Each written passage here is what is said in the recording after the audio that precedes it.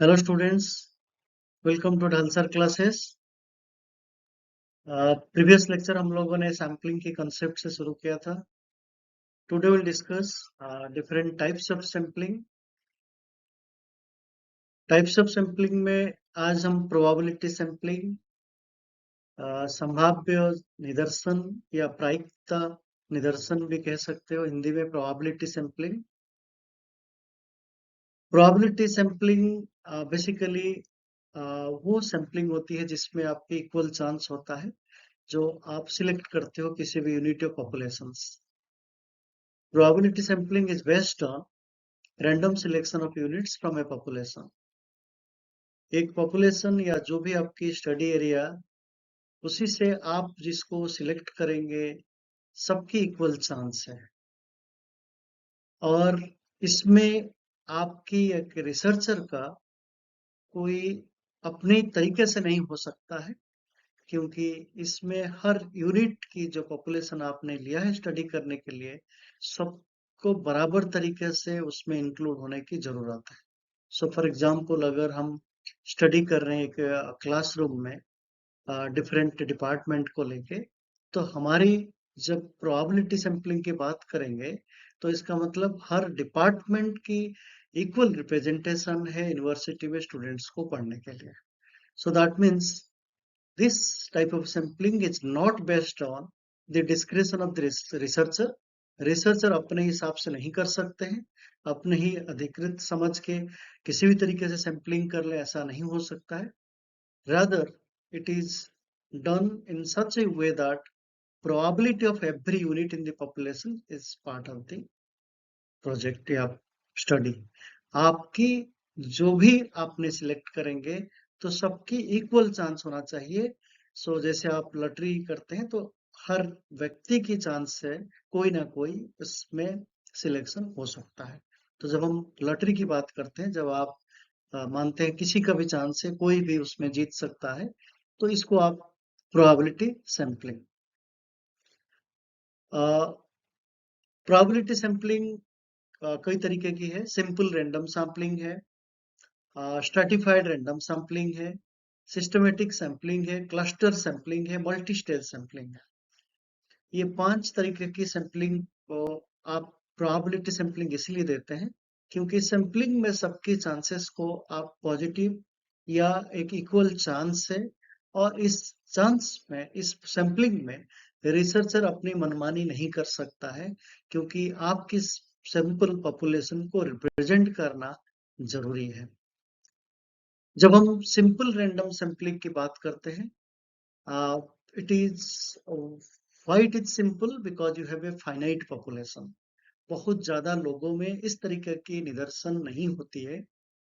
एक कम संख्या में जहाँ पे पॉपुलेशन है, जहाँ पे स्टडी करना है, तो वहां पे सिंपल रैंडम सैम्पलिंग हो सकता है, क्योंकि एक फाइनाइट पॉपुलेशन है। 100, 200, 50, 60, तो इतना ज्यादा नंबर नहीं हो सकता है जिसमें लाखों या करोड़ों में पॉपुलेशन है। तो उस जगह पे सिंपल रैंडम सैम्पलिंग नहीं हो सकता है, एक finite population. What are the steps you have to follow when you want to have simple random sampling? तो पहला तो एक पॉपुलेशन को आप डिफाइन करिए, कौन है, किस जात की है, किस वर्ग की है, किस आधार पर, ग्रामीण है, किस धर्म की है, या शहरी है। तो ये पॉपुलेशन को आप डिफाइन करिए, where you want to study. तो आप विलेज स्टडी करना चाहते हो, मीन्स रूरल या अर्बन या स्लम या किसी स्पेसिफिक कम्युनिटी, तो ये आपकी पॉपुलेशन को डिफाइन करना है। देन आपको उस पॉपुलेशन को टोटल देखना है, कितना है यूनिट्स। जैसे 1 to n, मतलब 1 to which नंबर, 200, 100। देन आप कितने सैंपल लेंगे ताकि आपको टोटल पॉपुलेशन की रिप्रेजेंट मिल जाए। तो जैसे मान लीजिए आपने लॉटरी मेथड किया, जो मुझे 20 चाहिए, तो यहाँ पे 100 में अगर 20 लेना है, तो 1 to जो 100 नंबर है, सबका इक्वल चांस है। तो आप इसको क्या करते हैं, एक जगह पे हर सीरियल नंबर रख लेते हैं। तो किसी का भी नंबर, जैसे लॉटरी में किया जाता है, सबका नाम या कोई सीरियल नंबर होता है, और इसी सारे कागज को आपने एक जगह पे रख के उसको मिक्स कर देते हैं। तो यहाँ पे आपको कोई ना कोई जो भी आप उठाओगे तो सबको लगेगा किसी न भी किसी का चांस आ सकता है सोलिटरी मेथड में। तो इसका मतलब टोटल जो नंबर होगा तो यहाँ पे आपको सैंपल साइज कम से डिसाइड किया जा सकता है और यहाँ अगर बहुत ज्यादा है तो उस जगह पे आपकी लॉटरी भी एक साइंटिफिक रीजन नहीं दे सकता है क्योंकि डेफिनेट पॉपुलेशन में सिंपल रैंडम सैंपलिंग पॉसिबल है। जब आप सिस्टमेटिक सैंपलिंग कहते हो जो सिस्टमेटिक सैंपलिंग आपको कहता है जे आपकी पॉपुलेशन से एक तरीके से एक सिस्टमेटिक वे में एक साइंटिफिक तरीके से होना चाहिए। जैसे मैं आपको एक एग्जांपल दूंगा। Suppose we want to choose 50 out of 1000। Suppose आप 1000 पॉपुलेशन में हमें 50 लेना है। जब हम सिस्टमेटिक सैंपलिंग करेंगे तो हम 50 लेने के लिए 1000 बाई 50 करेंगे 20। तो इसका मतलब हमें हर 20 में एक एक यूनिट को कंसीडर करेंगे। सो दैट मीन्स 1000 जो टोटल है 1 to 1000। तो ये जो 50 लेना है तो कैसे उसको सिलेक्ट करना है। तो इसका मतलब 1000 को हमने 50 से डिवाइड किया 20 यूनिट में कन्वर्ट किया। हर यूनिट से हमको लेना है।